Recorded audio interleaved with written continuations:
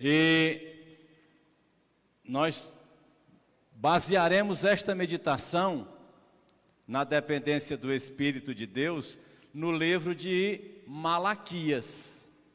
Malaquias é o último livro do Antigo Testamento, né?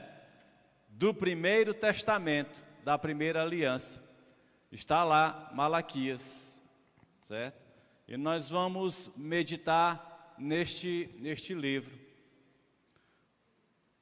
Vamos ter alguns trechos e vamos procurar entender que Deus, no decorrer dos anos e dos séculos, sempre buscou a restauração ao seu culto. Aquele culto que, como nós falamos sobre o livro de Gênesis, no início de tudo, pela viração do dia, ele ia ao encontro do homem, e ali havia então um culto a ele. As pessoas têm cada dia menos buscar o Senhor em culto, em congregação. Estão muito vidrados em YouTube, né? Nas redes sociais, assistir mais cômodo em casa. Mas a gente precisa mostrar para o Senhor como nós o amamos. E vamos ver dentro desses textos. Esse livro de Malaquias, ele é um livro que fala de restauração, fala de reestruturação, tá? O livro, e Malaquias, ele viveu mais ou menos lá pelo 5º século antes de Cristo, viu? Uns 500 anos antes de Cristo, por aí, tá? Ele foi contemporâneo lá de Esdras, que era um sacerdote, de Neemias, né? Ele foi contemporâneo por ali. Ele não tem muita coisa a respeito de Malaquias, mas os seus registros sagrados são muito importantes, são muito fortes, gente.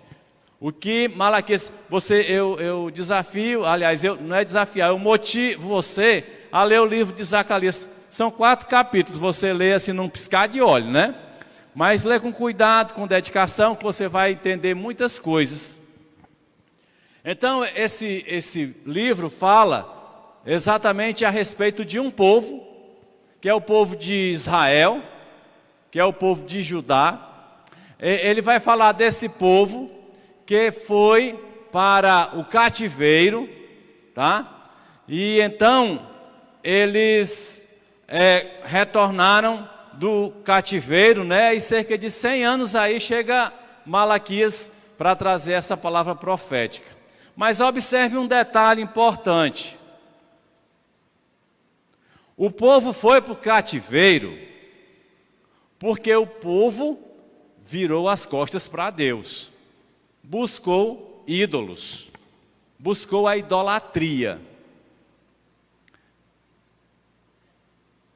Não duvide, nosso país é um dos países mais idólatras do mundo. Dizem que é o maior país cristão do mundo. Essa história está mal contada. É um dos maiores países idólatras do mundo. Porque Deus diz assim: minha é a glória e não darei a outrem. E nós estamos dando glória a pessoas que fazem alguma coisa. A gente confia em carros e cavalos, cavaleiros, né? E aqui, aquele povo tinha virado as costas para Deus e foi para o cativeiro. E volta do cativeiro. E 100 anos, mais ou menos, então Deus vai levantando ali Malaquias para falar exatamente a respeito desse declínio espiritual que aquele povo estava passando, tá? O nome Malaquias quer dizer meu mensageiro, né? E esse livro foi lá, essa profecia que Deus deu a Malaquias foi lá mais ou menos aí pelo ano 430 antes de Cristo. Provavelmente em Jerusalém, certo? Então, nós vamos observar aqui algumas considerações dentro do livro, e nós vamos ler muito texto da palavra de Deus, porque eu sempre tenho dito, a Bíblia explica a Bíblia.